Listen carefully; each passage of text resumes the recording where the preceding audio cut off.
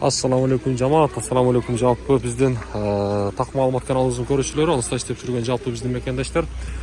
Ноокат шаарынан бүгүн сиздерге дагы кечки курстарды тааныштырайын. Рубльде өзгөрүү болуп атыптыр. Ошого мен сиздерге бүгүн дагы кечки курстарды тааныштырууну баштайын. Каналга катталып, сөзсүз түрдө лайктан басып коюңуздар. 10 январь 2025 жыл, сааттын жебешиси 15:48. Доскоро банкта мына алыстан коштоймбу? 0,84 тыйын экен, бирок 0,85 тыйыны дагы бар. Акча алмаштыруучу жерде дагы туугандар. Мынакей рубль 0,84 жарым болуп калыптыр. Көрдүңүздөр? Доллар 87ге көтөрүлдү. 0,85 жери мынакей. Мына Бакай банкта 0,85 тыйын.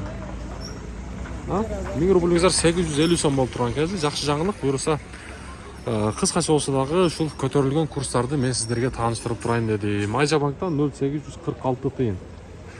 85ке эми гана көтөрүлдү. Буюрса ушундай жакшы жаңылыктарды мен сиздерге тааныштырып көрсөтүп турам. Лайктан басып коюңуздар.